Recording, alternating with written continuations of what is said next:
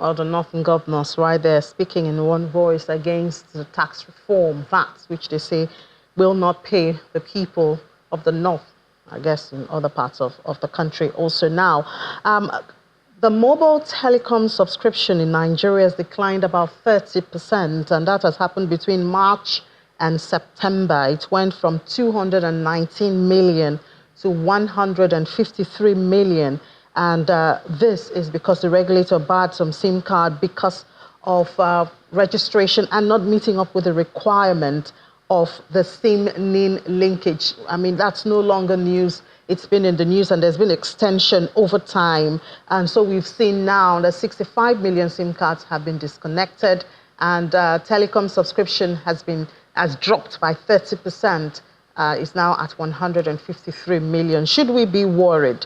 Or should we say at least this is a workable number? We're having this conversation now with Oluwole Abegunde. He's a research director at Insight. He joins us right here in the studio. Hi, Oluwole. Good afternoon. Thank you for your time. Thank you for having me. So that's a huge number cut off right there from about 219 to 153. But I mean, if we say this is happening because due course or the due steps have been taken, so we can be sure that we have the data of 153 million. Should we be happy with that? Absolutely, we should be happy with that. Let me see the background. So previous administrations, even before this government, have been trying to move the country from that oil economy, commodities, into that digital space where services can be created. And the background for that is telecoms. Now you want to ensure that that space is safe. There is limited fraud, and there are challenges. Law enforcement can go to the right telcos to get details of whoever is involved. That is what is driving this. So in 2020, the NCC started that mandate to ensure that if you have a SIM card, you need to link that with your NIN, so that if you make a call and there's a problem with that call, we can go to whoever your provider is and get that data out. So the fact that we have about 153 million, that is good. And I don't think the telcos are not happy, and they are surprised also. I don't think they're surprised. But that's less revenue for them. Yes, it is, but even for them, it is good. Because what that allows them to do is to manage what they have and create services that can fit into those buckets. One of the things that the NCC did was, or the mandates that they gave, was that if you're under 18 right now, you can't register a SIM card anymore. That means if you're a father, you're a mother, you have a family, and you have kids who use mobile phones, you now have to register on their behalf. What that does for MTN, Globalcom, Nine Mobile, or Airtel is to create a family plan that can accommodate that. That didn't exist before. That's an opportunity they can now take advantage of and maximize. Okay, so you say we should be happy with the 153 million because it should mean that we have appropriate data, yes, and we can maximize the benefit of having our data. But, you know, we still have a lot of questions. When this conversation of linking and submitting your data started, one of the hope or expectation was, for instance, security. People are still getting defrauded, and banks are still being used to, you know, get out the money. And we don't seem to be able to get benefits from that. So, I mean, why should I be happy? There's a pruning of the subscription, and yet we don't seem to be getting those benefits. What we should expect that to change drastically over the coming years. Because right now, what the NCC is doing is ensuring that if somebody makes a call today, they can go to the right telcos to go and get that kind of data. Before, I read a report online, one of the dailies, and it was found out that some people have over 100,000 SIM cards. One individual, over 100,000 SIM cards. They can do a lot with that. That is being taken care of now. Who's taking care of it, and how are they taking care of it? No, the telcos have disconnected those kind of lines. Because we still have those calls, you understand, that we know are fraudulent. We still have them going. We still have people using other people's lines to commit fraud and get their money out. So there are various layers to that. So what the NCC is ensuring is that if I, for example, place a call to you and the call is fraudulent, they can go to my provider and get my details. Now, the NCC is not law enforcement. Law enforcement, we know who they are, and they can pursue that with the provider. So what the NCC is ensuring is that that opportunity is available. If somebody makes a call and there's a problem with the call, that individual can be identified.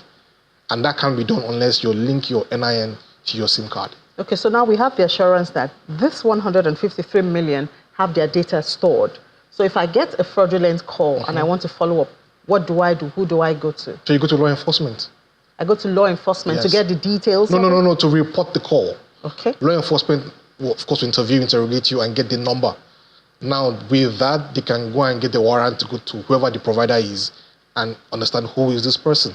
And because now we're sure that the NIN has been linked to the SIM card, it means that it will be identical. We can trace, we know the person's name, number, age, where they live, this kind of details that can help law enforcement do their job.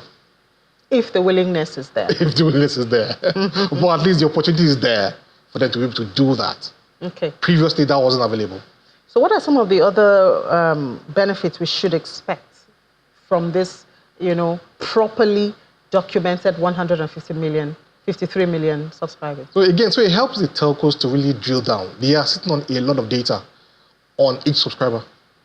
So this helps them to drill down, to understand who this subscriber is, why has they been with us for 10 years, what have we done for them, what do they need, and how can we provide those kind of needs to them. So it forces them now, like I said, they're not surprised about these disconnections. They've been away for about 4 years. It's a long time coming. So now that that has been pruned up, they now have a set of people that they can now drill down on and offer services that matter to them, not just generic mass services that they've been offering over. And they're asking for tariff hike. Yes. So now that the number has been further pruned, I'm sure they will need even more increase in their tariff, yeah? Yes, of course. But again, I believe that one of the things they can do is increase their share of wallet in each subscriber. Because what has happened since COVID is that, especially for data services now, people are doing a lot more with data services. Watching streaming, YouTube learning, watching church services, mobile banking. Now the telcos need to understand who that subscriber is. What does he do with data, and how can we help him achieve his goals at the end of the day? That might mean him spending more if they do their jobs properly. If a quality of service absolutely is good. It's good, yes. That is foundation. That is foundation. For data, for voice, the latency doesn't really matter. If I call you, hello, hi, can you hear me, Ini? Can you hear me? But if I'm streaming YouTube, watching a live show, latency is important. So for data, it's even foundational. It has to be important. Have you heard anything about their request for tariff hike? Is it getting any green light? They're meeting with the government. There are talks here and there. It's unending. I know there are campaigns from their side to increase. Government is saying... Yeah, they've even been on our show. Asking for that also before now. I think the government is trying to look for the best timing for it. In my opinion, it's not an if. Would there ever be a good timing for it? If we want to save the industry, yes, absolutely. We have to. Yeah, we've heard, especially MTN has been very bold in asking for that. But just before I let you go, the thing about linkage to BVN and the fraud that's carried out and people trying to trace their money, somebody loses a phone and all of that. Does this help in any way? Absolutely. Because right now, for the banks, for example, the BVN, the NIN, and the SIM card are 3 ways that you can be identified. And thank goodness for the CBN policy about open banking. People like the telcos can actually share data with the banks because they also have bank services. So that can help. So you have 3 points of call, NIN, SIM, and your BVN. They should be able to track whoever is doing fraud on those kind of lines if they do their job. Yeah, they should be able to. Emphasis on the should. And we look forward to when, all of this will work and a whole lot more. Thank you so much for your time. Oluwole Abegunde, the Research Director at Insights. Thank you for having me. Let's take a break. When we come back, we do have the markets and other segments awaiting you. Stay with us.